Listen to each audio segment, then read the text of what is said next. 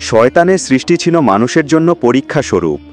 ইবলিসকে আল্লাহ মানুষের জন্য পরীক্ষা স্বরূপ সৃষ্টি করেন এবং কিয়ামত পর্যন্ত তার হায়াত দীর্ঘ করে দেন। মানুষকে আল্লাহর পথ থেকে বিচ্যুত করার জন্য ও তাকে ধোঁকা দেওয়াই শয়তানের একমাত্র কাজ। সে মানুষকে বলে কুফরি করো, কিন্তু যখন সে কুফরি করে তখন শয়তান বলে আমি তোমার থেকে মুক্ত, আমি বিশ্বপ্রভু আল্লাহকে ভয় করি। অন্যদিকে যুগে যুগে নবী রাসূল ও কিতাব পাঠিয়ে আল্লাহ মানুষকে সত্যপথ প্রদর্শনের ব্যবস্থা অব্যাহত রাখেন। আদম থেকে শুরু করে শেষ নবী মুহাম্মদ সাল্লাল্লাহ পর্যন্ত 1,24,000 পয়গাম্বর দুনিয়াতে এসেছেন এবং বর্তমানে সর্বশেষ এলাহি গ্রন্থ পবিত্র কোরআনের ধারক ও বাহক মুসলিম ওলামায়ে একরাম হল শেষ নবীর ওয়ারিশ হিসাবে আল্লাহর প্রেরিত ওহির বিধানসমূহ বিশ্বব্যাপী পৌঁছে দেবার দায়িত্ব পালন করে যাচ্ছেন। পৃথিবীর চূড়ান্ত ধ্বংস তথা কিয়ামতের অব্যাহত কাল পূর্ব পর্যন্ত এই নিয়ম জারি থাকবে। শেষ নবীর ভবিষ্যৎবাণী অনুযায়ী পৃথিবীর এমন কোনো বস্তি ও ঝুপড়িঘরও থাকবে না যেখানে আল্লাহ ইসলামের বাণী পৌঁছে দেবেন না।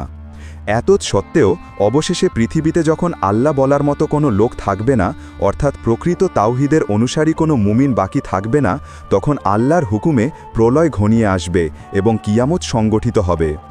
মানুষের দেহগুলি সব মৃত্যুর পরে মাটিতে মিশে যাবে, কিন্তু রূহগুলি স্ব ভালো বা মন্দ আমল অনুযায়ী ইল্লিন অথবা সিজ্জিনে অবস্থান করবে, যা কিয়ামতের পরপরই আল্লাহর হুকুমে স্ব দেহে পুনরায় প্রবেশ করবে এবং চূড়ান্ত হিসাব নিকাশের জন্য সকল মানুষ সশরীরে সৃষ্টিকর্তা আল্লাহর দরবারে নিত হবে। মানুষের ঠিকানা হলো তিনটি: 1. দারুদ দুনিয়া, অর্থাৎ যেখানে আমরা এখন বসবাস করছি। 2. দারুল বরজক, অর্থাৎ মৃত্যুর পরে কবরের জগৎ। 3. দারুল কারার, অর্থাৎ কিয়ামতের দিন শেষ বিচার শেষে জান্নাত বা জাহান্নামে চিরস্থায়ী ঠিকানা। অতএব পৃথিবী হল মানুষের জন্য সাময়িক পরীক্ষাগার মাত্র। জান্নাত থেকে নেমে আসা মানুষ এই পরীক্ষাস্থলে পরীক্ষা শেষে সুন্দর ফল লাভে পুনরায় জান্নাতে ফিরে যাবে অথবা ব্যর্থকাম হয়ে জাহান্নামে নিক্ষিপ্ত হবে। অতপর সেখানেই হবে তাদের সর্বশেষ যাত্রাবিরতি এবং সেটাই হবে তাদের চূড়ান্ত ও চিরস্থায়ী ঠিকানা। আল্লাহ বলেন, মাটি থেকেই আমি তোমাদের সৃষ্টি করেছি, ওই মাটিতেই তোমাদের ফিরিয়ে নেব। অতপর ওই মাটি থেকেই আমি তোমাদেরকে পুনরায় বের করে আনব। অতপর বিচার শেষে কাফেরদেরকে হাঁকিয়ে নেওয়া হবে জাহান্নামের দিকে এবং মুত্তাকিদের নেওয়া হবে জান্নাতে।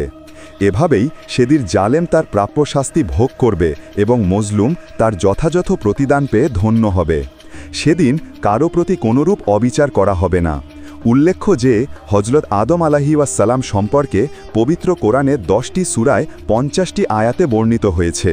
আদম সৃষ্টির ঘটনাবলী কোরআনে যেভাবে বর্ণিত হয়েছে তার আলোকে সার সংক্ষেপ আমরা তুলে ধরার প্রয়াস পাব ইনশাআল্লাহ।